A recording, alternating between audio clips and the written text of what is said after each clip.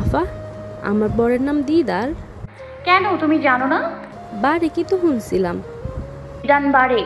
চুনি একগাল হেসে বলল, কি সুন্দর নাম আফা, আমি ছবি দেখছি শুধু। না না, ছবি তো রোজ দেখি, আমি তো তারে দূর থেকেও দেখছি। আমার দিকে তাকায় হাসছিল, কি সুন্দর হাসি আফা। আম্মা আমারে দেখা করতে দেয় নাই, কইছে বিয়ের পরে দেখা করিস। তুমি কও আফা, একটু কথা কইলে ভালো হইতো না?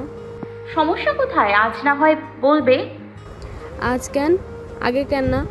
তুমি তো কথা কও ভাইজানের লগে, আমি কেন পারবো না? আহি ভ্রু কুচকে বলল, ভাইজান? ওই যে এখানে আসে, চিকন কইরা শিং মাছের মতো শরীরটা। আহি হাসলো, শব্দ করেই হাসলো।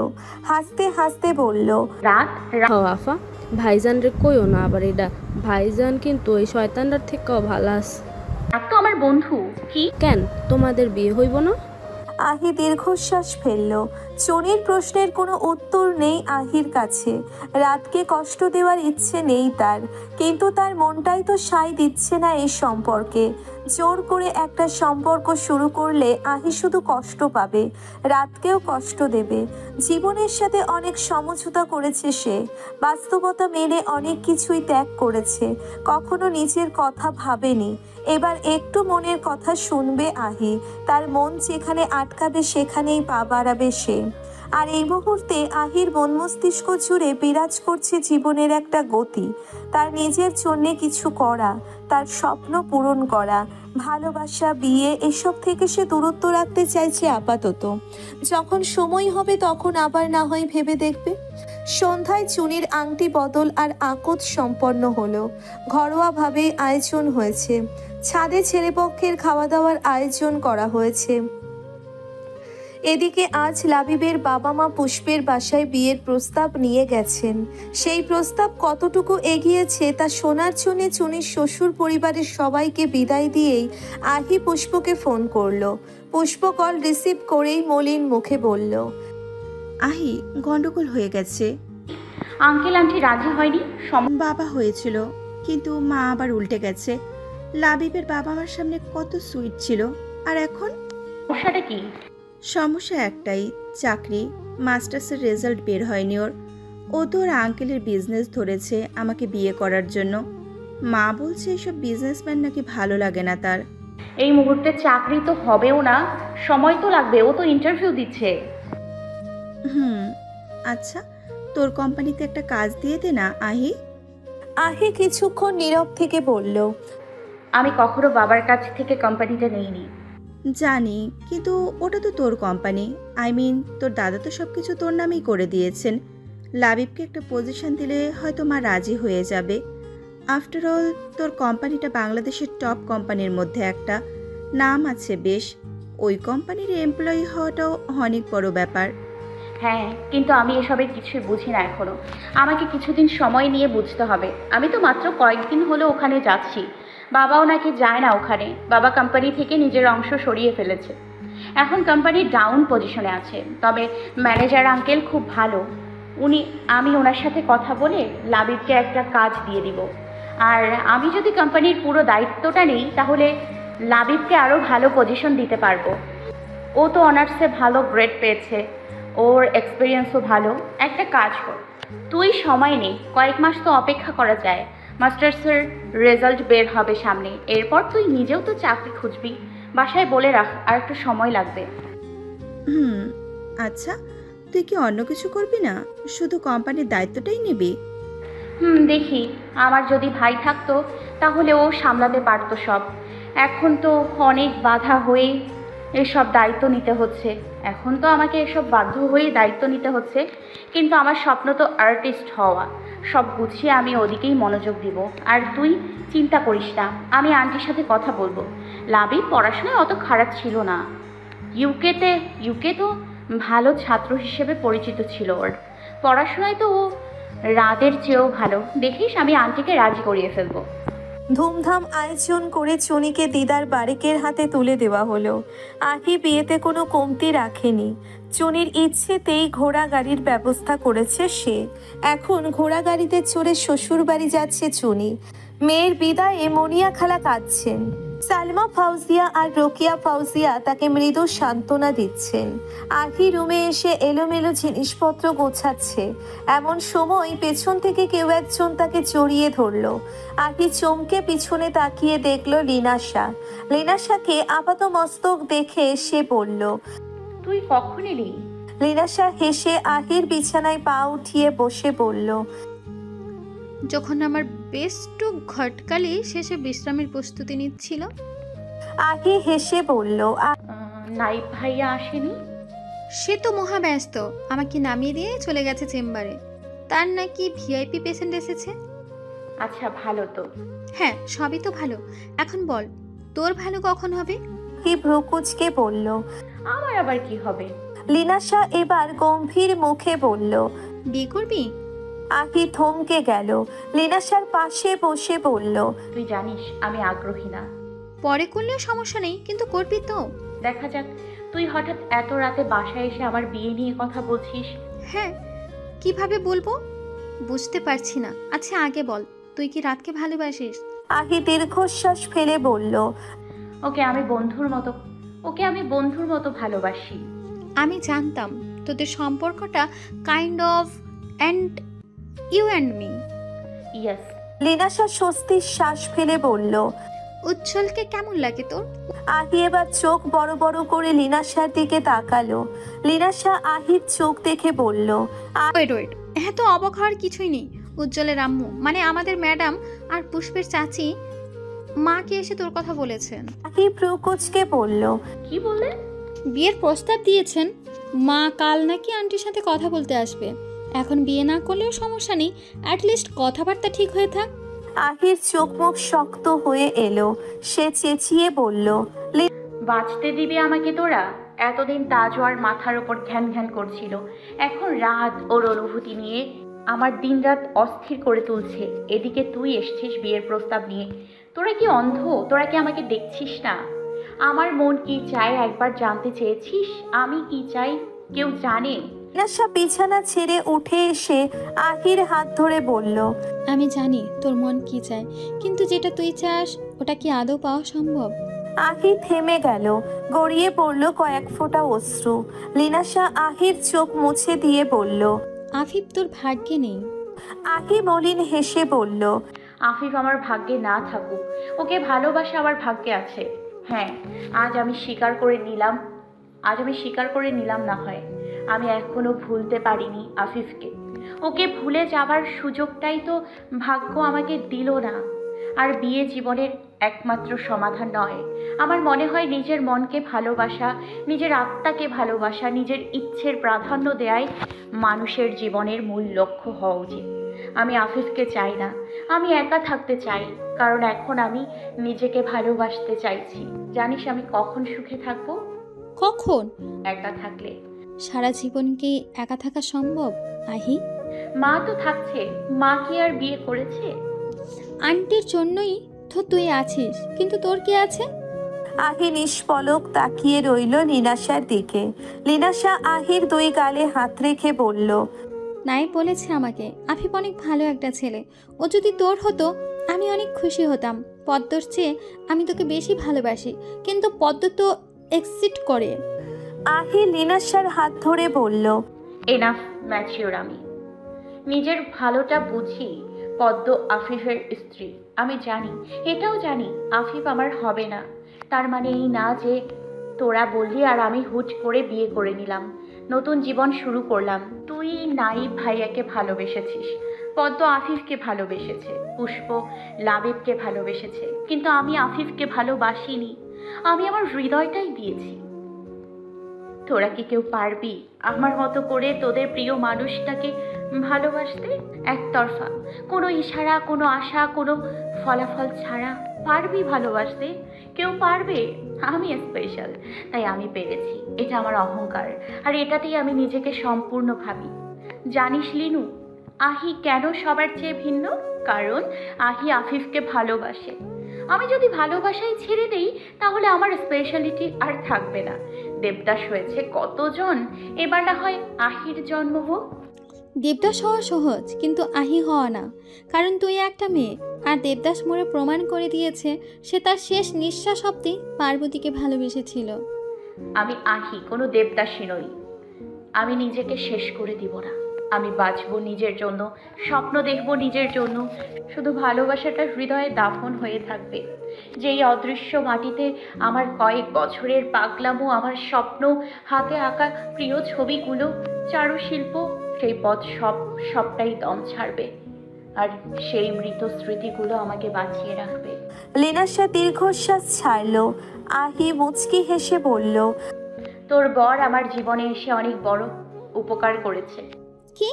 আমাকে শিখিয়েছে কিভাবে আবেগ ধরে রাখতে হয়, আমাকে শিখিয়েছে কিভাবে অলকানন্দাকে ভালোবেসে কাঠগোলাপকে আগলে রাখতে হয়, শিখিয়েছে কিভাবে সাদার ভিড়ে ধূসর বেগুনিকে খুঁজতে হয়। আর আর রাত, ও তো আমার মেডিসিন, আমাকে সাপোর্ট করেছে অনেক। এখন বল আমি কি করব? মেডিসিন তো রোগ সারায়, যেমন বন্ধুত্ব হতাশা কাটায়। রাতও আমার এলোমেলো জীবনটাকে একটু গতি এনেছে, বন্ধুর মতো পাশে থেকেছে। তুই তো ছিলি না পাশে, জানিস অতিরিক্ত সব কিছুই মান হারায়। আমার অতি ভালোবাসাও মান হারিয়েছে। তবে এবার আমি ভুল করছি না। আমার যদি নিতেই হয় আমি মেডিসিন নিব, তবে এত বেশি না যেটা আমার মনে সাইড এফেক্ট করবে। আর যেখানে আমি রাতকেই ভালোবাসতে পারছি না, সেখানে উজ্জ্বল বা পৃথিবীর অন্য কোনো পুরুষ দাঁড়ানোর যোগ্যতাই রাখে না। আজ শিক্ষা জীবনের সমাপ্তিতে রাত, লাবিব, পুষ্প আর আহি ক্যান্টিনে বসে চা খাচ্ছে। মাস্টার্সের সার্টিফিকেট তুলতে ক্যাম্পাসে এসেছে তারা। ক্যান্টিনে বসে তারা অনেক আড্ডাও দিল। আড্ডার বিষয় লাবিব আর পুষ্পের বিয়ে। আড্ডা শেষে রাত উঠে দাঁড়ালো। আহির হাত ধরে বলল, তোকে একটা জিনিস দেব। আহি উঠে দাঁড়িয়ে বলল। কি? রাত আহিকে একপাশে টেনে এনে বলল, আগে একটা সুখবর শোন। বল। আহি, আমার চাকরি হয়েছে একটা।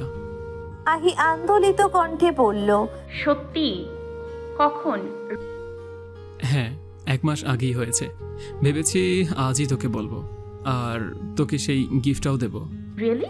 গিফট? দেখি তো কি সেটা।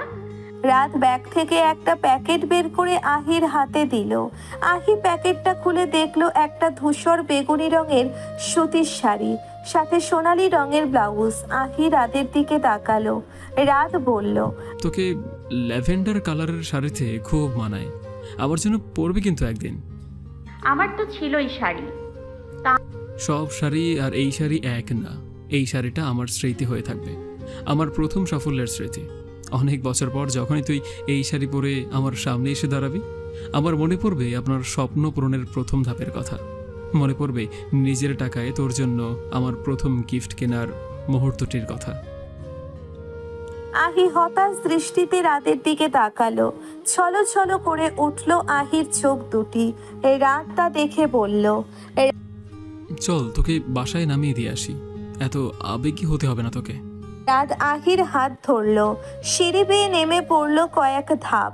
ক্যান্টিন থেকে বেরিয়ে আহির দিকে তাকিয়ে হাসতে লাগলো সে। পুরো মাঠ খালি। আজ ক্যাম্পাসের শিক্ষার্থী কম। মাঠের মাঝখানে এক আকাশস্পর্শী স্বপ্ন দেখা যুবক, আর তার হাতে আবদ্ধ তার প্রেয়সীর হাত। রাত মুচকি হেসে বলল, তোর হাসি দেখতে দেখতে আমি মরেই যাব বোধহয়। এত মিষ্টি হাসি তোর, হ্যাঁ, আমার হৃদয়টাই কাঁপিয়ে দেয়। রাত কথাটি বলেই সামনে তাকালো। আখিও সামনে তাকিয়ে থমকে গেল। ক্যাম্পাস গেটের সামনে তাজুয়ার দাঁড়ানো। আহি অবাক কণ্ঠে বলল, আজওয়ার এখানে? মুহূর্তেই ঠাঠা শব্দ ধ্বনিত হলো নীরব ক্যাম্পাস জুড়ে। আহি স্তব্ধ হয়ে দাঁড়িয়ে রইল। ঢিলে হয়ে এলো তার হাতটি। তার চোখের সামনে এই মাত্র হাসি মাখা মুখে দাঁড়িয়ে থাকা ছেলেটি ক্যাম্পাসের ইটের রাস্তায় মুখ থুবড়ে পড়ে গেল। সাথে সাথে আহির পুরো শরীর কাটা দিয়ে উঠল। তাজুয়ার আহির দিকে বন্দুক তাক করে বলল, আমি ছাড়া তোমার দ্বিতীয় কোনো প্রেমিক থাকতে পারবে না। আহি অস্থির হয়ে রাতের হাত হাতড়াতে লাগলো। ঝাঁকাতে লাগলো তার নিথর শরীর। ঠাঠার শব্দে ক্যাম্পাসের আড়ালে লুকিয়ে পড়ল অনেকেই।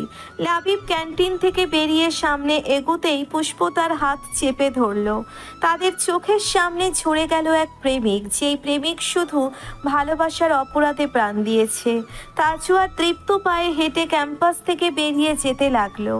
আহি রাতকে শক্ত করে জড়িয়ে ধরল, কাপা কণ্ঠে বলতে লাগলো, ও এই রাত রাত রাত প্লিজ চোখটা খোল, আমি তোকে এক্ষুনি হসপিটালে নিয়ে যাব। লাবিব দৌড়ে এলো। আহি লাবিবকে দেখে গাড়ির জন্য উঠে দাঁড়াতে ক্যাম্পাসের কয়েকটা ছেলে এসে বিশ্ববিদ্যালয়ের ব্যবহৃত অ্যাম্বুলেন্সের জন্য পরিবহন কমিটির সাথে দেখা করতে বলল। আহি দৌড়ে গেল সেদিকে। ড্রাইভার গাড়ি নিয়ে এসে রাতকে তুলল স্ট্রেচারে। আহির শরীর যেন চলছেই না। ভারসাম্য হারিয়ে ফেলতেই পুষ্প তাকে শক্ত করে ধরল। আহি পুষ্পের দিকে তাকিয়ে অস্ফুট স্বরে বলল, ওর কিছু হবে না, আমি পাগল হয়ে যাব ওর কিছু হলে, পাগল হয়ে যাব আমি। কি কি কি করবো আমি? আমি রাত আসবে, ঠিক হয়ে যাবে ও। পুষ্প আহিকে জড়িয়ে ধরল। আহির শরীরের ভার ছেড়ে দিতেই পুষ্প ভীত কণ্ঠে বলল, আহি, এই আহি।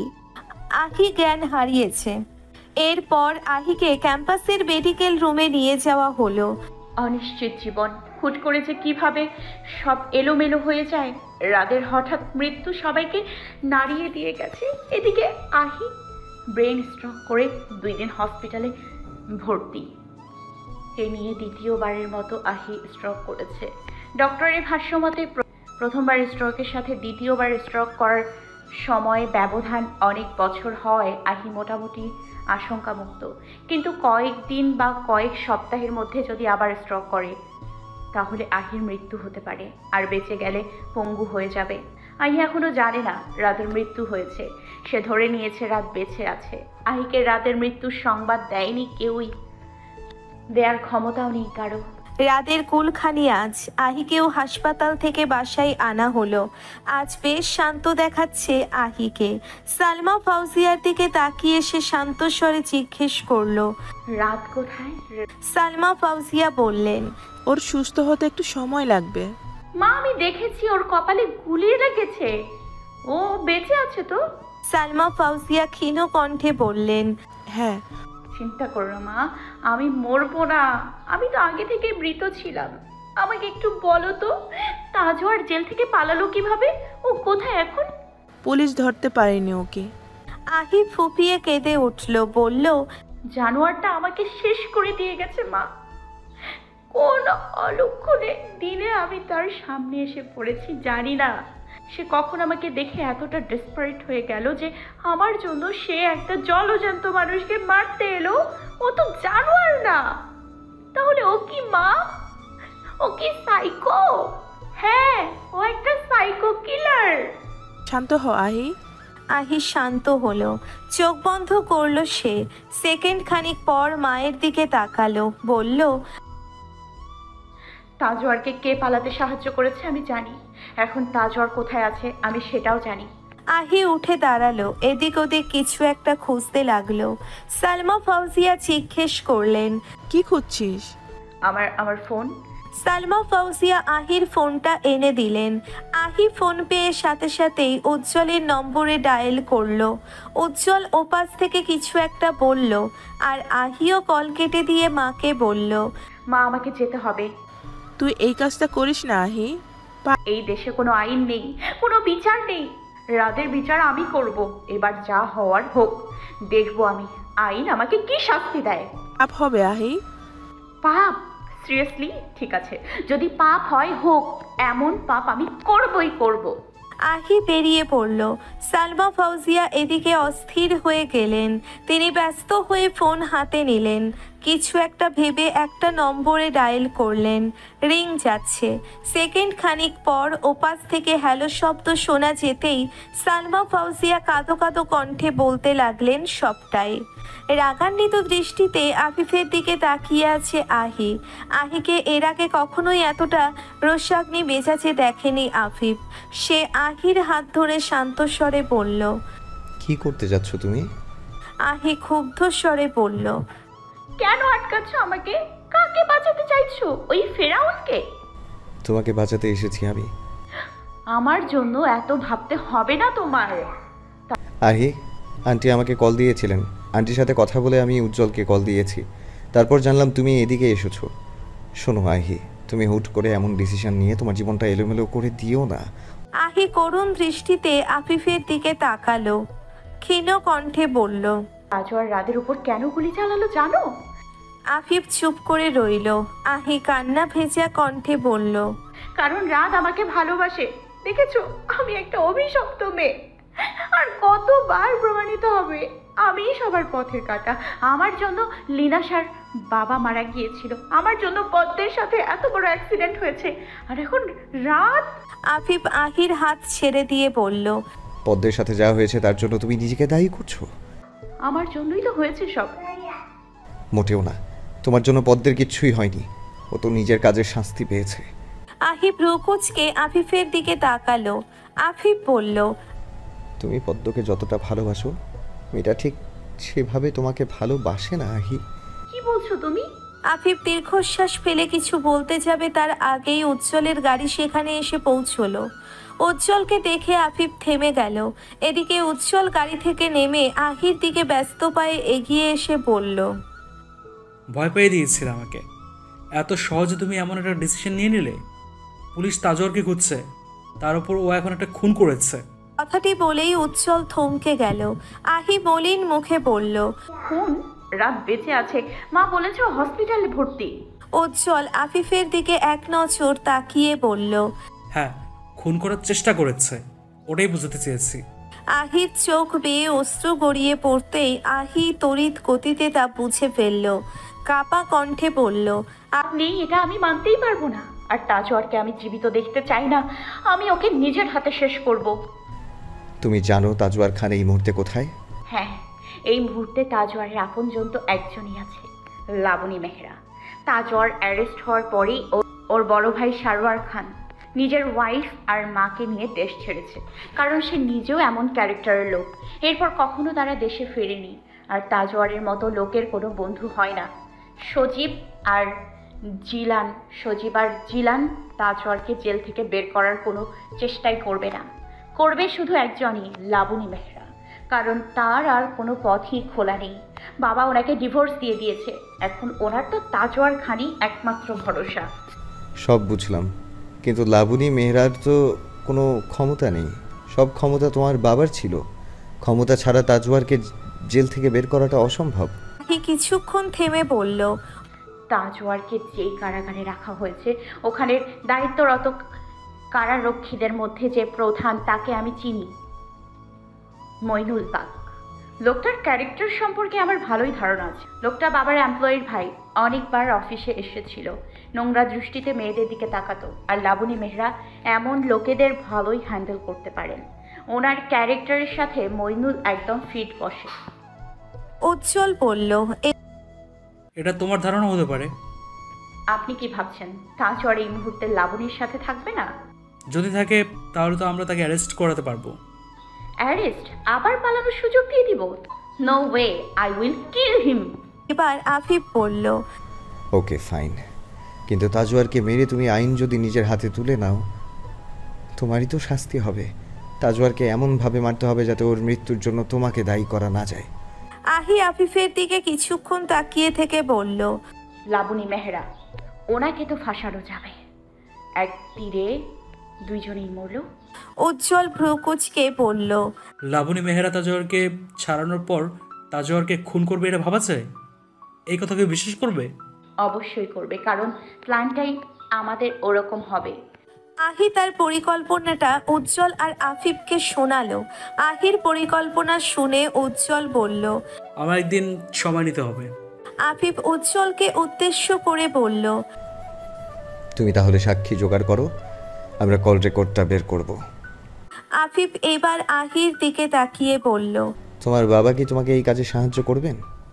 আহি বলল। লাবণীর বিরুদ্ধে বাবা যে কোনো কিছুই করবেন, তবে আমাকে এক্ষুনি গিয়েই বাবার সাথে কথা বলতে হবে। আর বাবার একটা ফোন কলেই কাজ হয়ে যাবে। আমি এত বড় কোনো দায়িত্ব তো দিচ্ছি না বাবাকে। জামিল চাচা গেট খুলে আহিকে দেখে অবাক হলো। চিন্তিত কণ্ঠে বললেন। ছোট মা, তুমি এখানে? কোনো সমস্যা হয়েছে? আহি বলল। বাবার সাথে দেখা করতে এসেছি। মোজাম্মেল চাচা উপরের তলায় এক নজর তাকিয়ে বললেন, স্যার কেমন যেন হইয়া গেছে মা, দেহ তো কেমন আছে, কথাও কয় না। আহি বাসায় ঢুকলো। অনেক দিন পর আবার এই বাড়িতে পা রেখেছে আহি। অস্থির লাগছে তার। নিচে বড় একটা ডাইনিং, এই ডাইনিংয়ে বসে বাবার সাথে সকালের নাস্তা সেরে স্কুলে যেত সে। ডাইনিংয়ের এক পাশে রান্নাঘর, অন্য পাশে বসার ঘর। আহির কেন যেন মনে হলো রান্নাঘর থেকে ভেসে আসছে মা আর বুনিয়া খালার ব্যস্ততা, আর বসার ঘরের কার্পেটে বসে চুনি হিন্দি সিরিয়াল দেখায় ব্যস্ত। মাঝে মাঝে সেখান থেকে চুনির হাততালির শব্দ ভেসে আসছে। নিশ্চয়ই চুনির মন মতো কিছু একটা ঘটছে। কোনার ঘরটি চুনি আর বনিয়া খালার, ও ঘরটি থেকে ভেসে আসছে মা মেয়ের খুনসুটি। আহি সিঁড়ি বেয়ে দোতলায় উঠল। দোতলার ডান পাশে আহির ঘর, মাঝখানে বিশাল বড় একটা লাইব্রেরি, আর বাম পাশে বাবা মায়ের রুম। আহির মনে হলো সেই রুমে হয়তো এখনো কিশোরী আহি একটা ক্যানভাসে তার প্রিয় অলকানন্দের ছবি আঁকছে। লাইব্রেরিতে হয়তো মা বসে বই পড়ছে, আর বাবা হয়তো রুমে বসে টিভি দেখছে, হয়তো বা অফিসের কাজ করছে। এই মুহূর্তে সবটাই আহির কল্পনা। বর্তমান শুধু পুরো ঘরের নিস্তব্ধতা। আহি নীরবতা কাটিয়ে মৃদু পথ শব্দ তুলে বাবার ঘরের দরজায় কড়া নাড়ল। কটমট শব্দ হতেই ভেতর থেকে হালকা শব্দ করলেন রিজওয়ান কবির। আহি দরজা ঠেলে ভিতরে ঢুকে স্তব্ধ হয়ে গেল। ঘরের মেঝেতে ছড়িয়ে আছে মদের বোতল, আর রিজওয়ান কবির রকিং চেয়ারে বসে সিগারেট খাচ্ছেন। আহিকে দেখে তিনি উঠে দাঁড়াতেই ভারসাম্য হারিয়ে রকিং চেয়ারে বসে পড়লেন। আহি রিজওয়ান কবিরের পাশে এসে বসল। উদ্বিগ্ন কণ্ঠে বলল, কি অবস্থা করে রেখেছো নিজের? রিজওয়ান কবির আহির দিকে ছলছল দৃষ্টিতে তাকালেন। আহি বলল, বাবা কি করছে এসব? তুমি এখন মন্ত্রী, এখন তো অন্তত এসব ছাড়ো। রিজওয়ান কবির ক্ষীণ কণ্ঠে বললেন, এখন খুব বেশি দেরি হয়ে গেছে। এখন এসবই আমার সংসার, আমার সঙ্গী। আহি নিশ্চুপ তাকিয়ে রইল রিজওয়ান কবিরের দিকে। রিজওয়ান কবির আহিকে নীরব দেখে বললেন, তুমি এখানে কেন এসেছো? আহি দীর্ঘশ্বাস ফেলে বলল, এই মুহূর্তে তোমার সাহায্যের খুব প্রয়োজন। আহি রিজওয়ান কবিরকে সবটা খুলে বলল। সব শুনে রিজওয়ান কবির বললেন, লাবণী যে তাজওয়ারকে ছাড়ানোর জন্য মইনুলের সাথে রাত কাটিয়েছে, এটা আমি অবিশ্বাস করব না। কারণ মইনুলের হাবভাবে বোঝা যায় সে আমার চেয়ে বেশি লাবণীকে চেনে। যতবার দেখেছি ততবারই আমাকে বুঝিয়েছে সে লাবণীকে কতটা চেনে। আমিই বুঝিনি, তখন মোহগ্রস্ত ছিলাম। এখন তো সব পানির মতো পরিষ্কার হয়ে গেছে। সেদিন তাজওয়ারকে যে লাবণী সিরিয়াস করতে চেয়েছিল সেটাও এখন বুঝতে পারছি। আহি দীর্ঘশ্বাস ছাড়ল। রিজওয়ান কবির আবার বললেন, আমি আমার কাছের মানুষদেরই ভুল বুঝেছি, অনেক সময় নষ্ট করে ফেলেছি। আহি বাবার হাত ধরে বলল, সময় তো এখনো আছে। রিজওয়ান কবির কথা কাটিয়ে বললেন, আমাকে কি করতে হবে বলো? আহি লাবণীর কল রেকর্ডগুলো বের করার জন্য রিজওয়ান কবিরের সাহায্য চাইল। কারণ কোনো সিম কোম্পানি সাধারণ কারো হাতে কল রেকর্ড দেবে না, আর পুলিশ ডিপার্টমেন্টকে এই বিষয়ে যুক্ত করলে আহির পরিকল্পনা বাস্তবায়ন অসম্ভব হয়ে যাবে। এদিকে রিজওয়ান কবির লাবণীর সিমের কল রেকর্ডগুলো বের করতে আহিকে সাহায্য করলেন। এরপর সালমা ফাউজিয়ার বাসায় আফিফ, আহি, উজ্জ্বল, সালমা ফাউজিয়া, লিনাশা, নাইব, লাবিব এবং পুষ্প একসাথে গোল হয়ে বসে এক একটা রেকর্ড শুনতে লাগলো। কয়েক ঘন্টার পরিশ্রমের পর কাঙ্ক্ষিত রেকর্ডটি পাওয়া গেল। আহি রেকর্ডটি নিয়ে কিছু সংযোজন বিয়োজন করে পেন ড্রাইভে সেভ করে নিল। কাজ শেষে উজ্জ্বল বলল, তুমি কিভাবে জানলে লাবণী মেহরা ফোনে এমন কিছু বলেছিল? আহি মুচকি হেসে বলল, ভাগ্যক্রমে সেদিন আমি তার আশেপাশেই ছিলাম। আমার কানে এসেছিল তার প্রতিটা কথা। হয়তো আল্লাহ আমাকে সেখানে নিয়ে গিয়েছিলেন আজকের এই দিনটার জন্য। কালো হেলমেট পরে আহির সামনে এসে দাঁড়ালো আফিফ। আহি আপাত মস্তক আফিফকে দেখে নিয়ে বলল, সেদিন তাজওয়ারের ওপর তুমিই আক্রমণ করেছিলে? আফিফ হেলমেটের উপরিভাগ উন্মুক্ত করে বলল, হ্যাঁ। কেন? আফিফ মোটর সাইকেলে উঠতে উঠতে বলল, একটু মেরে আসতে ইচ্ছে হলো। অ্যাসিস্ট্যান্ট বানিয়ে প্রচুর অত্যাচার করেছে, তাই সব শোধ তুলে নিতে গিয়েছি। আহি আফিফের মোটর সাইকেলের পেছনে বসে বলল, তোমার এত সাহস কখন হলো? তোমার কি আমাকে ভীতু মনে হয়? আহি দীর্ঘশ্বাস ফেলে বলল। সাহসীও মনে হয়নি। আফিফ মোটর সাইকেল জোরে টান দিতে আহি আফিফের সাথে ধাক্কা খেলো। আহি শক্ত করে আফিফের শার্ট খামচে ধরল।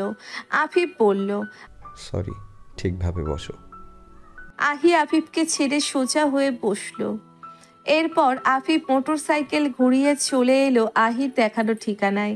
শহরের বাইরে একটা দোতলা বাড়ির সামনে মোটর সাইকেল থামালো আফিফ। আহি মোটর সাইকেল থেকে নেমেই গেটের কাছে চলে গেল। গেট খোলা। আহি গেট ঠেলে ভেতরে ঢুকলো। আফিফও পিছু পিছু এলো। পুরনো দিনের বাড়িগুলোর মতো শ্যাওলা জমে আছে দেওয়ালে। আহি সিঁড়ির সামনে এসে দাঁড়ালো। বিশ্রী একটা গন্ধ আসছে নিচতলা থেকে। আহির গা গুলিয়ে এলো। মুখ চেপে পিছনে ঘুরতেই আফিফের বুকের সাথে ধাক্কা খেলো সে। আফিফ চাপা স্বরে জিজ্ঞেস করলো, কি হলো? আহি বলল, বিদঘুটে অন্ধ। আফিফ পকেট থেকে তার রুমাল বের করে আহিকে দিয়ে বলল। নাক বেঁধে গেল। আহি রুমালটি নিয়ে আফিফের দিকে তাকালো। আফিফ রুকুচকে বলল, চলো। আহি রুমালটি নাকের কাছে আনতেই থেমে গেল। আফিফের শরীরের গন্ধ লেগে আছে এই রুমালে। আহির সাহস হলো না আর। সে আবার আফিফকে রুমালটি ধরিয়ে দিয়ে বলল, লাগবে না আমার। আহি রুমালটি দিয়েই দ্রুত পায়ে উপরে উঠে গেল। আফিফ রুমালটির দিকে এক নজর তাকিয়ে দীর্ঘশ্বাস ছাড়ল। দোতলায় এসে কড়া নাড়ল আহি। পিফুল বাইরে থেকে চেপে ধরে রেখেছে সে, যাতে ভেতর থেকে কেউ না দেখে। অনেকক্ষণ পর উপাস থেকে ভেসে এলো লাবণীর কণ্ঠ, কে কে? আহি কোনো উত্তর দিল না। দরজা খোলার শব্দ হচ্ছে। আহি ধীরে ধীরে গ্লাভসটা পরে হাতে একটা পিস্তল নিল। লাবণী দরজা খুলতেই আহি ধাক্কা দিয়ে ভিতরে ঢুকে পিস্তল ঠেকালো লাবণীর কপালে। লাবণী চেঁচিয়ে উঠল। আফিফ ভিতরে ঢুকলো। দুরুম পর একটা ঘরের দরজা খুলতেই আহির কথা সত্য প্রমাণিত হলো। তাজওয়ার, সজীব আর জিলান একটা রুমে বসে সিগারেট খাচ্ছে আর নেশা দ্রব্য পান করছে। তাজওয়ার আফিফকে দেখে উঠে দাঁড়িয়ে বলল, তুই এখানে? তাজওয়ারের কণ্ঠ শুনে আহি দরজাটা বন্ধ করে লাবণীর গালে কষিয়ে একটা চর বসিয়ে ভিতরে ঢুকে গেল। এদিকে তাজওয়ার আফিফকে মারার জন্যে এগিয়ে আসতে যাবে, তখনই আহি রুমে ঢুকলো। আহিকে দেখে তাজওয়ার বাঁকা হেসে বলল, সুইটহার্ট, তুমি এখানে? আহি তাজওয়ারের সামনে এসে দাঁড়িয়ে সশব্দে তার গালে চর বসিয়ে দিয়ে বলল, I will kill you. Tajwar গালে হাত বোলাতে বোলাতে আহির দিকে তাকালো। ভীষণ রেগে গেছে সে।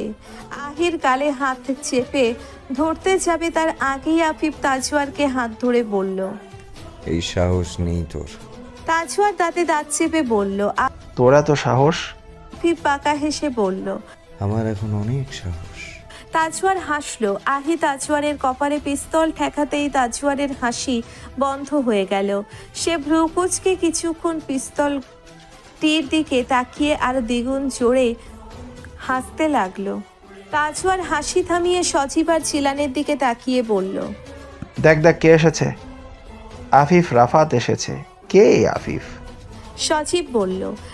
বোনের ভিডিও দেখে মায়ের আঁচলে লুকিয়ে যাওয়ার অবধ বালক। আহি ভ্রুকুচকে সজীবের দিকে তাকালো। এদিকে আফিফের হাত মুঠো হয়ে এলো।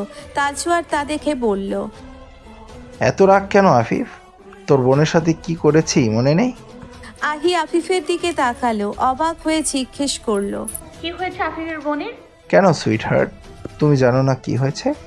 তোমাকে ভালোবাসার অপরাধে শহীদ হয়েছে আফিফের বোন, যেমন রাত হয়েছে কিছুক্ষণ আগে।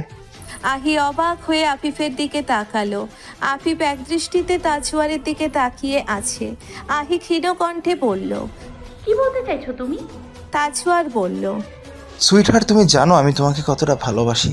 সেই শুরু থেকে, যখন থেকে তোমাকে দেখেছি। আর তুমি কি করছিলে? এই খ্যাতটার পিছনে সময় নষ্ট করছিলে। আমি একবার ওয়ার্ন করছিলাম, বলেছিলাম আমি শুধু তোমার, কিন্তু এই বোকা তো খুঁজেনি। তার বড় আপা বারণ করার পরও সে তোমার চিঠিগুলো নিত, তোমাকে আরও সুযোগ দিত। এখন সোজা আঙুলে যেহেতু ঘি উঠেনি, আঙুল তো বাঁকাতে হবে। ব্যাস, আমি আমার জিনিস কেড়ে নিয়েছি। বিনিময়ে আফিফ তার বোনকে হারিয়েছে। আহি স্তব্ধ হয়ে দাঁড়িয়ে রইল। তাজওয়ার আফিফের কাঁধে হাত রেখে বলল, আফিফ সেদিন বাধ্য হয়ে তোমার দেওয়া সেই কার্ডটি ফেলে গিয়েছিল সুইটহার্ট, কারণ সেই কাজ না করলে আমি তার ছোট বোনের সাথেও একই কাজ করতাম। আহির চোখ ভারী হয়ে এলো অশ্রুতে। সে আফিফের দিকে তাকালো, কিন্তু আফিফ তার দিকে তাকালো না। তাজওয়ার এবার আহিকে উদ্দেশ্য করে বলল, তুমি যদি চুপচাপ আমার হয়ে যেতে আজ এতগুলো মানুষের জীবন এলোমেলো হতো না। আহি ক্ষিপ্ত হয়ে গেল, সজোরে ধাক্কা দিল তাজওয়ারকে। হঠাৎ ধাক্কায় তাল সামলাতে না পেরে তাজওয়ার মেঝেতে পড়ে গেল।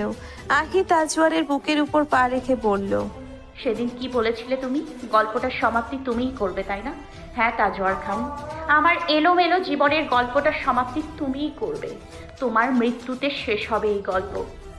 আহি পিস্তলের 4টে গুলি তাজওয়ারের বুকে আর কপালে চালিয়ে দিল, ঠিক যেভাবে রাদের উপর গুলি চালিয়েছিল তাজওয়ার। গুলির শব্দ হতেই সজীব আর জিলান ঘাবড়ে গেল। লাবণী মেহেরাও একপাশে জড়সড় হয়ে দাঁড়িয়ে রইল। আফিফ সজীবের কলার চেপে ধরল, দেওয়ালে ঠেকালো তাকে। শরীরের সব শক্তি দিয়ে সজীবের মাথাটা দেওয়ালের সাথে বারবার ঠুকাতে লাগলো। জিলান আফিফকে চেকে ধরেছে। আফিফ হাতের কনুই দিয়ে ইচ্ছে মতো মারল জিলানকেও। সজীবের মাথা ফেটে দেওয়াল রক্তে মাখামাখি হয়ে গেল। লাবণী চেঁচিয়ে পালাতে যাবে, তার আগেই আহি লাবণীর হাত ধরে বলল, তুমি কোথায় পালাচ্ছ? তোমার পালানোর দিন শেষ। কিছুক্ষণের মধ্যেই উজ্জ্বল কিছু পুলিশ সদস্য নিয়ে ঢুকে সেই বাড়িতে। আহত অবস্থায় জিলান আর সজীবকে উদ্ধার করলো তারা। তাজওয়ারের মৃত শরীরটা বের করে মরদেহ পরিবহনে ওঠানো হলো, আর লাবণীকে গ্রেপ্তার করা হলো। লাবণী চেঁচিয়ে বলল, আমি কিচ্ছু করিনি, তাজওয়ারকে আহি মেরেছে। একজন সিনিয়র পুলিশ আহির হাত থেকে পিস্তলটি নিয়ে নিলেন। মিস লাবণী মেহরা, এটা আপনারই লাইসেন্স গান, আর তাজওয়ারকে আপনিই খুন করেছেন, আর এর চাক্ষুষ সাক্ষী আমরা। আপনি তাজওয়ারকে মারার জন্য নাইমুল বাগের সাথে অবৈধ সম্পর্কে জড়িয়েছেন, এরপর তাজওয়ারকে এখানে এনেছেন যাতে তাকে খুন করতে পারেন, কারণ সে আর তার বন্ধুরা আপনার সাথে প্রতারণা করেছে, আপনাকে ব্যবহার করেছে। আপনার কল রেকর্ড আছে আমাদের কাছে, যেখানে স্পষ্ট আছে আপনি তাজওয়ারকে মারার থ্রেট দিচ্ছিলেন, যেখানে আপনি বলেছিলেন তাজওয়ার যদি আপনাকে বিয়ে না করে আপনি তাকে খুন করবেন। এমনকি তার বন্ধুদেরও আপনি খুন করার হুমকি দিয়েছেন, কারণ তারা আপনার সুযোগ নিয়েছিল। লাবণী অবাক কণ্ঠে বলল, আমি তাজওয়ারকে এমনিতেই বলেছি, আমার কোনো ক্ষমতা নেই তাজওয়ারকে মারার। তাজওয়ারকে আহি মেরেছে, মিথ্যা সাক্ষী কেন দিচ্ছে ইন্সপেক্টর? সিনিয়র পুলিশ কর্মকর্তাটি উজ্জ্বলের দিকে তাকিয়ে বলল। লাবণীর দিকে তাকিয়ে পুলিশ কর্মকর্তাটিকে বলল, ধন্যবাদ বন্ধু। লাবণী অবাক হয়ে বলল, মিথ্যে সব। উজ্জ্বল হেসে বলল, কেন মিস লাবণী মেহরা, পাওয়ার কি সব একা তোমার? হ্যাঁ, আমরা কি ঘাস কাটার জন্য জন্ম নিয়েছি? ক্ষমতা অর্জন করে নিতে হয়। তুমি তো অন্যের ঘাড়ে চড়ে নিজের সম্মান বিক্রি করে ক্ষমতা কিনে নিয়েছো, আর আমরা সম্মানের সাথে নিজেদের মগজ খাটিয়ে ক্ষমতা অর্জন করেছি। এরপর লাবণীকে ধরে নিয়ে গেল পুলিশ। শেষ হলো এক ফেরাউনের গল্প। তাজওয়ার খান প্রেমিকা লাবণী মেহেরার গুলিতে মারা গেল। শিরোনাম জুড়ে শুধু এই একটাই খবর, আহত সজীবের অবস্থা আশঙ্কাজনক, বেঁচে ফিরলে তাকে গ্রেপ্তার করা হবে। এদিকে জিলান সুস্থ, কিন্তু তার বিরুদ্ধে ধর্ষণের মামলা থাকায় সে ছাড়া পেল না। খবরে এই শিরোনামটি দেখেই টিভি বন্ধ করলো পদ্ম। ধপ করে বসে পড়ল বিছানায়, অস্থির লাগছে তার। অন্যদিকে অনেকগুলো প্রশ্ন নিয়ে আফিফের সামনে দাঁড়িয়ে আছে আহি। আফিফ এসবের উত্তর দেবে না জানে, তাই আহি জিজ্ঞেস করলো না। শুধু কয়েক বিন্দু জল গড়িয়ে পড়লো চোখ বেয়ে। এই জল জিজ্ঞেস করছে, তবে কি তুমিও আমায় ভালোবেসেছিলে আর আমার মতো করে আমাকে অনুভব করতে? আদালতে লাবণীর শাস্তির রায় দেওয়া হলো 7 বছরের কারাদণ্ড। সজীবের মাথায় আঘাত লাগায় তার মস্তিষ্ক কাজ করা বন্ধ করে দেয়, যার ফলে তাকে মেডিকেলি মৃত ঘোষণা করা হয়। জিলানকে 10 বছরের কারাদণ্ড দেওয়া হয়, ধর্ষণ সহ বিভিন্ন অবৈধ কাজের জন্য। এদিকে তাজওয়ার খানের দাফনের জন্য তার মা আর বড় ভাই ভাবি দেশে এসেছে, কিন্তু তাকে দাফন করা সম্ভব হয়নি। রাদের বন্ধু আর কাজিন সহ কিছু সাধারণ মানুষ ঘেরাও করে ফেলে তাজওয়ারের মরদেহ পরিবহনটি। পেট্রোল ঢেলে আগুন ধরিয়ে দেয় পরিবহনে। তাদের একটাই দাবি, এমন পাপের স্থান মাটিতেও নেই। পুলিশ কাউকেই চিহ্নিত করতে পারেনি। সবার মুখেই রুমাল বাঁধা ছিল। সবাই আগুন ধরিয়ে দিয়ে চলে গেছে। তাজওয়ারের বিলাসবহুল বাড়ির সামনে তাজওয়ারের মরদেহ পরিবহনটি পুড়ে ছাই হয়ে যাচ্ছে। শত শত প্রহরী দেহরক্ষী কেউ এসে আজ এই মৃত শরীরটা বাঁচাতে পারেনি। প্রাসাদের মতো বাড়ি, রাজার বেশে চলা প্রভাব প্রতিপত্তি সবটাই মুছে গেছে সেকেন্ডেই। আহি টিভি বন্ধ করে সালমা ফাউজিয়ার দিকে তাকিয়ে বলল, দেখেছো মা, আল্লাহ ছাড় দেন কিন্তু ছেড়ে দেন না। তাজওয়ার সেই হিসেবে অনেক ছাড় পেয়েছে। তাকে ছেড়ে দিলেই অন্যায় হতো। ইতিহাস সাক্ষী ফ্রাউনকে মাটি পানি কোনো কিছুই গ্রহণ করেনি। আর আজ আমার জীবনে আসা এই ফ্রাউনের ভাগ্যেও মাটি ছিল না, ছাই হয়ে গেছে সে। তার অস্তিত্ব, তার দেহ সবটাই মিশে গেছে। সালমা ফাউজিয়া বললেন, তাজওয়ার খানকে খুন করার অপরাধে লাবণী যেই শাস্তিটা পেয়েছে ওটা তো তোমারই পাওয়ার কথা ছিল, 7 বছরের জেল। কিন্তু তুমি ওকে ফাঁসালে কিভাবে? শুধুমাত্র কল রেকর্ডের উপর ভিত্তি করে কারো রায় হয় না। আহি হালকা হেসে বলল, লাইসেন্স গানটি লাবণী মেহরার ছিল। বাবা সেদিন তাকে বাসা থেকে বের করে দিয়েছিল। সেদিন তিনি সেটা সাথে নিয়ে যাননি। পিস্তলটি বাবার কাছেই ছিল। সেদিন বাবার সাথে দেখা করতে গিয়েছিলাম, আর তখনই বাবা আমাকে সেটা দিয়ে বলেছিল যাতে পিস্তলটি কাজে লাগাই। সেই মুহূর্তে আমার মাথায় এই বুদ্ধিটা এলো। এরপর উজ্জ্বলের পুলিশ বন্ধুটিও তো সাহায্য করলেন। প্রমাণ মিথ্যে হতে পারে, কিন্তু সাক্ষী মিথ্যে হয় না। কিন্তু জিলানের কনফেশন? পদ্ম, মার্জিয়া, ফারশা সহ অনেক মেয়ের জীবন নষ্ট করেছে জিলান, সজীব, হ্যারি আর অর্ণব। বাকিরা তো তাদের শাস্তি পেয়েই গেছে। এখন আইন শুধু জিলানকে শাস্তি দিচ্ছে। আর তাজওয়ার তো এসবের মাস্টার মাইন্ড ছিল। ও যদি বেঁচে থাকতো, কোনো না কোনো একদিন জেল থেকে বের হয়েই যেত। ওর ফাঁসি কখনোই হতো না, কারণ ও অনেক নামি দামি উকিল হায়ার করার ক্ষমতা রাখে। সুপ্রিম কোর্ট পর্যন্ত এই কেস পৌঁছতে ওর শাস্তি কমে যেত। তার চেয়ে মৃত্যুই ওর জন্য সবচেয়ে ভালো শাস্তি। এই পৃথিবীতে সে ক্ষমতাবান হতে পারে, সৃষ্টিকর্তার সামনে তাজওয়ার খান কিছুই না। বারান্দার মেঝেতে বসে আছে আফিফ। নতুন চাকরির জন্য চেষ্টা করছে সে। খানস গ্রুপ থেকে বেরিয়ে এসেছে কয়েক মাস হচ্ছে। সংসার চালানোর মতো কোনো টাকা নেই তার হাতে। তার উপর সে রেনুকে নিয়ে এসেছে নিয়াজির বাড়ি থেকে। বোনকে আর ওই বাড়িতে রাখবে না আফিফ। এদিকে 7 মাসের অন্তঃসত্ত্বা রেনু। তার বড় 2 ছেলে বাবার সাথেই থাকবে। নিয়াজি ছেলেদের রেনুর সাথে আসতে দেয়নি। আইনগতভাবে ছেলেদের নিজের কাছে রাখার আবেদন করেছে নিয়াজি। রেনু অন্তঃসত্ত্বা হওয়ায় তালাকের আবেদন করা সম্ভব হচ্ছে না। বাচ্চা হওয়ার পরই তালাকের কার্যক্রম শুরু করবে। আফিফের উপর এখন সংসার চালানোর চাপ বেড়েছে। রেনু ও তার অনাগত সন্তানটির দায়িত্ব এখন আফিফের উপর। আবার কাঁধে চেপেছে অনেক ঋণ। সে তার বন্ধু নিলয়ের কাছ থেকে অনেক টাকা ধার নিয়েছিল। যদিও নিলয় বলেছে সময় নিয়ে দিলেও সমস্যা নেই, কিন্তু টাকা পরিশোধের জন্যে টাকা আয় তো করতে হবে। তবে সে বিভিন্ন কোম্পানিতে সিভি পাঠিয়েছে, ইন্টারভিউ দিয়েছে 2-1টা। চাকরিটাও ঠিক পেয়ে যাবে একদিন। আফিফকে বারান্দায় অন্যমনস্ক হয়ে বসে থাকতে দেখে পদ্ম তার পাশে এসে বসল। পদ্মের উপস্থিতিতেই আফিফ দীর্ঘশ্বাস ছাড়ল। পদ্ম আফিফের হাতের উপর হাত রেখে বলল, আমার শরীরে এখন কলঙ্ক লেগে আছে। আফিফ ভ্রুকুচকে বলল, কলঙ্ক তো লেগেই গেছে। যে স্বেচ্ছায় কলঙ্ক লাগায় তাদের কলঙ্ক তো লেগেই থাকে, কখনো মুছে যায় না। আমার এই বাড়িতে দম বন্ধ হয়ে আসছে। মনে হচ্ছে আমি মরে যাব। আপনি আমাকে এখান থেকে নিয়ে চলুন। চিন্তা করো না, বাসা এমনিতেই চেঞ্জ করতে হবে। পদ্ম ক্ষীণ কণ্ঠে বলল, আমার তো এই শহরেই ভালো লাগছে না। আফিফ শীতল দৃষ্টিতে পদ্মের দিকে তাকালো। পদ্ম বলল, প্লিজ আফিফ, আমরা এই শহরটা ছেড়ে দিই। আফিফ, আমার শরীরে কাঁটা দিয়ে উঠেছে। আমি জানি আমি অপরাধ করেছি, কিন্তু তার শাস্তি কি মৃত্যু? আমি যদি এই শহরে আরও কয়েক সপ্তাহ থাকি, নিশ্চিত আমাকে আত্মহত্যা করতে হবে। আমি বেরোতে পারি না, আমার ভয় হয়, আমার মরে যেতে ইচ্ছে হয়। পদ্ম ফুপিয়ে কেঁদে উঠল। আফিফ পদ্মের দিকে ঘুরে বসল। পদ্ম হাত এগিয়ে দিয়ে বলল, আমাকে একটু জড়িয়ে ধরবেন? আপনি তো আমাকে আর আগের মতো নিজের বাহুডোরে জড়িয়ে নেন না। আফিফের কোনো হেলদোল না দেখে পদ্ম আফিফের বুকে হাত রেখে বলল, এই বুকে কি এখন অন্য কেউ মাথা রাখে? আফিফ পদ্মকে সরিয়ে দিয়ে উঠে দাঁড়ালো। পদ্ম উঠে দাঁড়িয়ে বলল, আমার জন্য কয়েক পাতা ঘুমের ওষুধ নিয়ে এলেই হবে। আমি চুপচাপ ঘুমিয়ে যাব, আপনাকে একদম বিরক্ত করব না। আফিফ চোখ মুখ শক্ত হয়ে এলো। সে গম্ভীর মুখে বলল, আমি এই শহর ছেড়ে দেব, কিন্তু তুমি যাওয়ার আগে আহিকে সব সত্য বলে দেবে। আমি চাই না আহি তোমার জন্য আফসোস করুক। মেয়েটা তোমার সাথে যা হয়েছে তার জন্য নিজেকে দায়ী করেছে।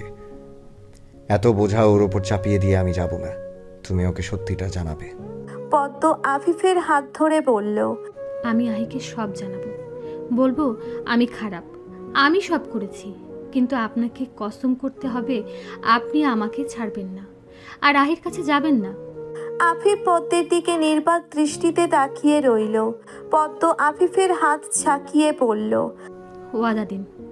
আফিফ ক্ষীণ কণ্ঠে বলল, আমার বিশ্বাস হচ্ছে না, যেই মেয়েটাকে আমি স্ত্রী হিসেবে গ্রহণ করেছি, যাকে আমি ভালোবেসেছি, সেই মেয়েটা তুমিই ছিলে। তোমাকে পদ্মফুল নাম কেন দিয়েছি জানো? ফুল যেমন নিষ্পাপ, স্নিগ্ধ, মায়াবী হয়, তোমার মধ্যেও আমি সেসব গুণ দেখেছি। কিন্তু আমি মিথ্যার মাঝে আবদ্ধ ছিলাম। তুমি তো ফুল ছিলেই না, কাঁটা ছিলে, আমার জীবনের সবচেয়ে বড় কাঁটা।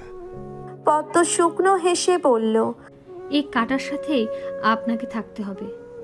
আহি কি কখনো পদ্মের সংসার ভাঙবে বলুন? ও কি কখনো বিশ্বাস করবে আমি ওর সাথে এমন করেছি?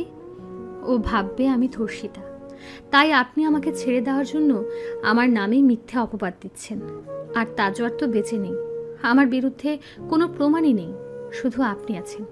আর আপনি আহিকে গিয়ে এসব বললেও লাভ হবে না, আপনি ওর যোগ্য না। আফিফ, আহি কখনো আপনার এই সংসারে থাকতে পারবে না, আপনার সেই সামর্থ্য নেই। রেজওয়ান কবিরের একমাত্র বংশধর আহি। ওর দাদা ওর নামে সব লিখে দিয়েছে। ও এখন চট্টগ্রামের ধনী নারী, গাড়ি বাড়ি কোনো কিছুর অভাব নেই। আপনিই বলুন, আপনি কি ওর যোগ্য? বামুন হয়ে চাঁদ ধরার জন্য হাত বাড়াবেন? লোকে আপনার ভালোবাসা দেখবে না। আহির সম্পদের লোভে আপনি আহির কাছে এসেছেন, এটাই দেখবে। কেউ জানবে না আপনার হৃদয়ে কি আছে, সবাই দেখবে আহির আর আপনার ব্যাংক ব্যালেন্স। পদ্ম কিছুক্ষণ থেমে বলল, আমি আপনার সাথে আছি আফিফ, আমি তো পারছি থাকতে, সারা জীবন পারবো। আমার কষ্ট হচ্ছে না, কারণ আমি শুধু ভালোবাসি না, আমি আপনার যোগ্য। শুধু ভালোবাসলে হয় না, যোগ্যতাও লাগে। সালমা আন্টি কি তার মেয়ের হাত এমন এক পুরুষের হাতে দেবেন যার আগে বিয়ে হয়েছে, যার কিচ্ছু নেই, যার নুন আনতে ফান্তা ফোরানোর অবস্থা? আফিফের চোখ লাল হয়ে এলো। আহিকে পাওয়ার স্বপ্ন সে কখনোই দেখেনি, কিন্তু এভাবে আঙ্গুল দিয়ে তার অবস্থা দেখিয়ে দিয়ে পদ্ম আফিফের অনুভূতিগুলোকেই মূল্যহীন করে দিয়েছে। আফিফ রুম থেকে বেরিয়ে গেল। এদিকে আফিফের লাল হয়ে যাওয়া চোখ দুটি রেনুর দৃষ্টির আড়াল হলো না। সে অবাক হয়ে দাঁড়িয়ে রইল সেখানেই। তার মাথায় ঘুরপাক খাচ্ছে পদ্মের বলা কথাগুলো। পদ্ম এভাবে কেন তার ভাইয়াকে আহির ব্যাপারে বলল? নিশ্চয়ই এর মধ্যে কোনো রহস্য লুকিয়ে আছে। সন্ধ্যায় পদ্ম কয়েকটা খালি পৃষ্ঠা নিয়ে বসলো। সে সিদ্ধান্ত নিল আহিকে সব জানাবে, যেহেতু আফিফ সেটাই চাই। আর আহি জানলেও কোনো সমস্যা নেই। তার মনে হয় না সে আফিফকে এত কিছু বলার পর আফিফ আর আহির দিকে আগানোর সাহস পাবে। আর আহিকেও সে এমনভাবে বলবে যাতে আহি নিজেও আফিফের কাছে না আসে। পদ্ম কলম হাতে নিয়ে চিঠি লেখা শুরু করলো। তোর জীবনের অপ্রিয় মুহূর্তের সাক্ষী আমি, সামনে দাঁড়িয়ে কথাগুলো বলতে পারবো না, তাই চিঠিতে লিখছি। ঘড়িতে সন্ধ্যা 7:30। পদ্ম চিঠি লিখছে। চিঠিতে স্থান পাচ্ছে অতীতের সেই মুহূর্তগুলো। আহি, মনে আছে বিয়ের দিন তোকে কি বলেছিলাম? তোর এয়ারের সাথে আমার বরের বন্ধুত্ব করিয়ে দেব। মিথ্যা বলেছিলাম আমি, তাদের বন্ধুত্ব তো সম্ভবই না, তারা তো একই জন ছিল, আর আমি সেটা অনেক আগেই জেনেছিলাম। সেদিন তোর হাত ধরে তোকে নিয়ে গিয়েছিলাম স্টেজে। খুব কষ্ট হচ্ছিল তোর, তাই না? আমি ইচ্ছে করে তোকে কষ্ট দিতে চাইনি, কিন্তু আমার কিছুই করার ছিল না। আমি আফিফকে ভালোবাসতাম, তাই আমি তোকে বোঝাতে চেয়েছি উনি আমাকে কতটা ভালোবাসেন। সেদিন ইচ্ছে করে আফিফের সামনে এআরের কথা উঠিয়েছি, ওনাকে জানাতে চেয়েছি মেয়েটা তুই। কেন জানিস? কারণ উনি জেনে যাওয়ার পর তোকে এই অবহেলাটা ফেরত দিত। সে অবহেলা তোর জন্য খুব বেশি প্রয়োজন ছিল। তোকে চিনতে না পেরে, তোর আসল পরিচয় না জেনে যদি তোর সাথে কথা বলতো, তোর মায়া আরও বাড়ত। এখন আফিফের অবহেলা দেখে তুই আর সাহস করেও আফিফের কাছে আসবি না। এজন্যই সেদিন এআরের কথা তুলেছিলাম। এরপর 4 বছর পর হুট করে আবার চলে এলি আমাদের জীবনে। তোকে একটা কথা বলা হয়নি। পদ্ম এইটুকু লিখে কলম হাত থেকে রাখলো। রুমের দেওয়ালে আফিফের আঁকা আহির ছবিটির দিকে তাকিয়ে বলল, সেদিন লাগেজ থেকে বইটি বের করতেই আফিফ আমার হাত থেকে নিয়ে ফেলেছিলেন। আমিও আগ্রহহীন স্ত্রীর মতো বইটি আবার লাগেজে তুলে রেখেছিলাম। আফিফ ভেবেছে তার পদ্ম ফুল কত ভালো, স্বামীর জিনিস ঘাটাঘাটি করে না। আমি তো সেই বইটি আগেই পড়ে ফেলেছিলাম, তাই সেদিন আর পড়িনি। পদ্ম আবার কলম চালালো সাদা পৃষ্ঠায়। লিখল তাজওয়ারের সাথে মিলে কিভাবে আফিফকে বাধ্য করেছে বিয়ে করার জন্য। রেনুর সাথে ঘটা সব ঘটনা লিখল, কারণ রেনুই ছিল পদ্মের একমাত্র হাতিয়ার। রেনুকে নিয়াজির সংসারে আটকে রেখে আফিফকে নিজের কাছে ধরে রাখতে চেয়েছিল সে। আহি, কক্সবাজারে যাওয়ার মুহূর্তগুলো মনে আছে? স্টেশনে এসে তোকে বলেছিলাম ওনার কক্সবাজার যাওয়ার কোনো ইচ্ছে ছিল না। আমরা আগেও গিয়েছি ওখানে। আসলে আমি তোকে বোঝাতে চেয়েছিলাম আফিফ আমার যত্ন নেয়, আমাকে নিয়ে ঘুরতে চায়। কিন্তু সত্য তো এটাই, আফিফের মনে তুই কোথাও না কোথাও তখনও বেঁচে ছিলি।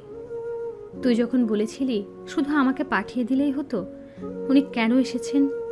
খুব কষ্ট পেয়েছিলেন আফিফ, তবে আমার ভালোই লেগেছিল, কারণ আমি চাইতাম তোর কথায় উনি কষ্ট পেয়ে আমার কাছে আসুক, আমার কাঁধে মাথা রাখুক, আফসোস করুক কেন তোকে ভালোবেসেছিল।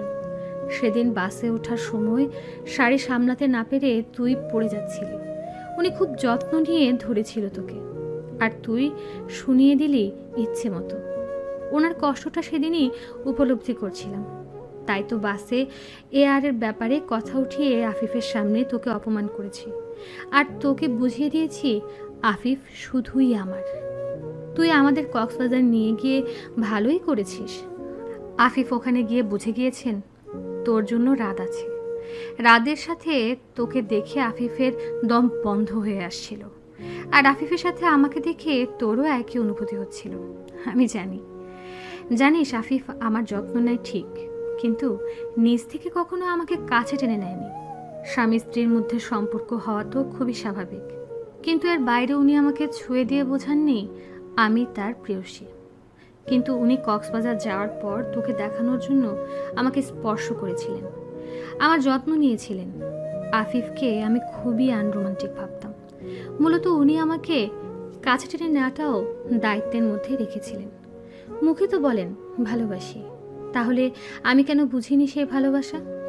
এবার ছিল, উনি এক্সিবিশনে এঁকেছিল সে ছবি। আমাদের বিয়ের পরও সে ছবি উনি দেয়ালে টাঙিয়ে রেখেছেন, আবার কবিতাও লিখেছেন। তোর চিরকুটগুলো উত্তর লিখেছিলেন একটা ডায়েরিতে, সেই ডায়েরি বই আকারে বাঁধিয়েছেন। এত কিছু কেন আহি? তোর জন্য। আমার জন্য একটা কবিতাও লেখেননি, কখনো আমার একটা ছবি আঁকেননি। তাহলে তো আমি বুঝেই নেব আফিফ আমাকে ভালোবাসেনি। শেষ দিন তোকে বাসায় এনে আফিফের শার্ট দিয়েছিলাম পরার জন্য। আফিফ সেটা লুকিয়ে রেখেছে, ফেলে দেননি।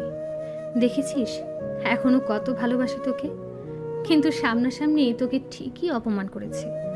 আসলে উনি চেয়েছেন ওনাকে ভুলে তুই রাদের সাথে ভালো থাক। আমিও তাই চেয়েছি, এখনো তাই চাচ্ছি। আহি প্লিজ আসিস না আমার সংসারে, প্লিজ আহি। এই চিঠি ওনার অনুরোধে আমি লিখেছি। উনি বলেছেন তোকে সত্যটা জানানো উচিত। তোর জানা উচিত আমি কতটা স্বার্থপর। হ্যাঁ আমি স্বার্থপর আহি, কিন্তু আমি তো ভালোবাসি আফিফকে, আমি ওনাকে ভালো রাখবো। আসিস না আর আমাদের সামনে, চলে যা। তুই আমাদের জীবনে এলে আমার মৃত্যুকে বরণ করে নিতে হবে। তুই কি চাস আবার কেউ তোর জন্য মারা যাক? পদ্ম চিঠিটা ভাঁজ করে একটা প্যাকেটে ঢুকিয়ে রাখলো। সেই প্যাকেটে আহির জন্য একটা ক্যালিগ্রাফি ছিল, আফিফের আঁকা। পদ্ম মনে মনে বলল, আমি তোকে ভালোবাসি আহি, তাই তো তোকে জানিয়েছি। আফিফও তোকে ভালোবাসে। এখন এই সত্য নিয়ে তুই আরো ভালোভাবে বাঁচতে পারবি, তোর কষ্ট কম হবে। রক্তাক্ত প্যাকেটের ভেতর থেকে রাতের দেওয়া শাড়িটা বের করলো আহি। আয়নার সামনে দাঁড়িয়ে শাড়িটা খুলে গায়ে জড়ালো সে। শেষ মুহূর্তে রাতের বলা কথাটি মনে পড়লো তার। সব শাড়ি আর এই শাড়ি এক না। এই শাড়িটা আমার স্মৃতি হয়ে থাকবে। অনেক বছর পর যখন তুই এই শাড়ি পরে আমার সামনে এসে দাঁড়াবি, আমার মনে পড়বে আমার স্বপ্ন পূরণের প্রথম ধাপের কথা। মনে পড়বে নিজের টাকায় তোর জন্য আমার প্রথম গিফট কেনার মুহূর্তটি। তোর হাসি দেখতে দেখতে আমি মরেই যাবো বোধহয়। এত মিষ্টি হাসি তোর, হ্যাঁ, আমার হৃদয়টাই কাঁপিয়ে দেয়। আহি শাড়িটা ভাঁজ করে নতুন প্যাকেটে ঢুকিয়ে রাখলো। এরপর আলমারি খুলে প্যাকেটটা ড্রয়ারে রেখে তার উপর আলতোভাবে হাত রাখলো আর বলল, আমি জানতে চাই না তুই কোথায় আছিস। আমি সব সময় মনে করব তুই আছিস আমার আশেপাশে। তোকে কখনো দেখতে চাইবো না, কারণ সত্যটা মেনে নেওয়ার ক্ষমতা নেই আমার। লোকে বলে তুই নেই, আমার জন্য তুই বেঁচে আছিস, বেঁচে থাকবি আমার মেডিসিন হয়ে। আমি তোকে ভালোবাসতে পারিনি, তার মানে এই না যে আমি তোকে হারিয়ে ফেলতে চেয়েছি। তোর মতো বন্ধু পাওয়ার জন্য ভাগ্য লাগে। আমি সব হারিয়েছিলাম রাত।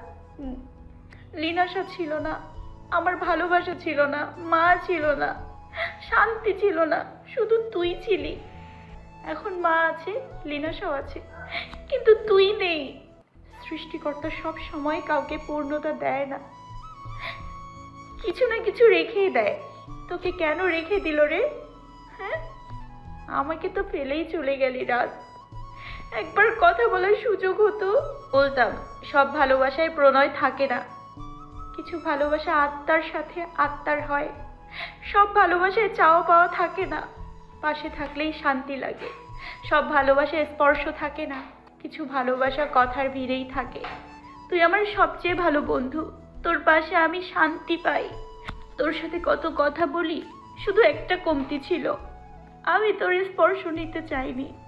আমি তোকে ওভাবে চাইনি রাত, তাই বলে এভাবে ফেলে চলে যাবি? সেদিন আমার ব্লেড দিয়ে নিজের হাত না কেটে তাজওয়ারের গলা কাটা উচিত ছিল। যাই হতো, অ্যাটলিস্ট তুই তো বেঁচে থাকতি। আমার না ইউকে যাওয়াই উচিত হয়নি। ইউকে না গেলে তোর সাথে বন্ধুত্ব এত গাঢ় হতো না, তোকে আর ফিরে এই দেশে আসতে হতো না। সব হয়তো আমার জন্যই হয়েছে। আমি তোর জীবনে না আসলে কি এমন হতো? রাত, প্লিজ দোস্ত, আমাকে ক্ষমা করে দিস। আমি তোকে তোর মতো করে ভালোবাসতে পারিনি, কিন্তু যতদিন বেঁচে থাকবো তুই আমার স্মৃতিতে বেঁচে থাকবি, আমার সবচেয়ে ভালো বন্ধু হয়ে আমার পাশে থাকবি। মানুষ মরে যায়, কিন্তু তার কাজ তাকে বাঁচিয়ে রাখে। তোর মূল্য কার কাছে কেমন আমি জানি না, আমার কাছে তুই অমূল্য। তুই কার জীবনে কতদিনের স্থায়িত্ব ধরে রেখেছিস জানি না। আমার মৃত্যু অবধি তুই আমার মনে সবচেয়ে ভালো বন্ধু হয়ে বেঁচে থাকবি। তোকে কখনো ভালোবাসি বলা হয়নি, এটাই শুনতে চাইছিলি না? বল। সত্যি আমি না মিথ্যা আশা দিতে পারি না। একজনকে খুব ভালোবেসেছি, তার ঠোঁটে হাসি দেখে আশা নিয়েছিলাম সেও আমায় ভালোবাসে। হয়তো বাসতো, কিন্তু এখন আমার স্থান তার হৃদয়ের কোথাও নেই। তবে যেই আশাটা ছিল, আর সেটাই আমাকে অনেক কাঁদিয়েছে। আমি তাই তোকে মিথ্যা আশা দেইনি, তবে পাশে থাকার আশা দিয়েছিলাম। যেই আশা ভাগ্য পূরণ করতে দেয়নি। আমি তোকে ভালোবাসি রাত, বন্ধুর মতো ভালোবাসি। যেই ভালোবাসায় আত্মার সম্পর্ক থাকে, প্রণয়ের নয়। আর বন্ধু তো প্রিয় পুরুষের চেয়েও আপন হয়। আর কারো আপন মানুষ হওয়াটাই চমৎকার ব্যাপার। পৃথিবীতে প্রেমিক পুরুষ সবারই থাকে, আপন মানুষ সবার থাকে না। আমি হেরে যাওয়া একজন আহি, যার জীবনে তুই রাত হয়ে আসা এক আশীর্বাদ। আহির কাছে বাধাই করা ক্যালিগ্রাফি পাঠিয়ে দিল পদ্ম। সে আজ বেশ খুশি। সে জানে আহি চিঠি পড়ার পর কোনো দিন আফিফের সাথে দেখা করতে আসবে না। দুদিন পর আফিফ চাকরির জয়েনিং লেটার পেল। অনলাইনে এসেছে। রাজশাহীতে তার পোস্টিং। 1 সপ্তাহের মধ্যেই জয়েন করতে হবে আফিফকে। পদ্ম বেশ খুশি। সব কিছুই তার ইচ্ছে মতো হচ্ছে। জিনিসপত্র গোছানো শুরু করে দিয়েছে পদ্ম। আফিফা বেগমও টুকটাক ব্যাগে ঢুকাচ্ছেন। রেনু মায়ের পাশে বসে আছে থম মেরে। আফিফা বেগম মেয়ের দিকে তাকিয়ে আফসোসের সুরে বললেন, জানি তোর কেন এত খারাপ লাগছে। ছেলে দুটাকে দেখতে পাবি না তাই? নিয়াজি থেকে দূরে থাকাই ভালো। তোর অনাগত সন্তানটা তোর সাথেই তো থাকবে। নিয়াজি তো বলল এই সন্তান তোর কাছেই রাখবে। রেনু ধরা কণ্ঠে বলল, নিয়াজির কাছ থেকে দূরে থেকে কি হবে? জীবন ধ্বংসকারী যদি আশেপাশেই থাকে। রেনু উঠে দাঁড়ালো। ক্ষীণ কণ্ঠে বলল, কিছু না, অনেক হিসেব বাকি আছে, সব তুলতে হবে আমার। রাত দিন শরীরের আঘাত নিয়ে বিছানায় পড়ে থাকার শোধ তুলতে হবে। বছরের পর বছর চোখের পানি ফেলার শোধ তুলতে হবে। রেনু কথাগুলো বলে রুম থেকে বেরিয়ে পড়ল। আফিফা বেগম দাঁড়িয়ে আছেন হতভম্বের মতো। রেনুর বলা কথাগুলো কিছুই বুঝলেন না তিনি। কয়েক প্যাকেট মিষ্টি নিয়ে পদ্মকে দেখতে এলো আহি। আহিকে বারান্দা থেকে দেখে রীতিমতো আকাশ থেকে পড়ল পদ্ম। চিঠি পাঠানোর পরও আহি কেন এলো এখানে? আহির মুখোমুখি হওয়ার সাহস ছিল না তার। পদ্ম আফিফের কাছে এসে বলল, আহি কেন এসেছে বলুন তো?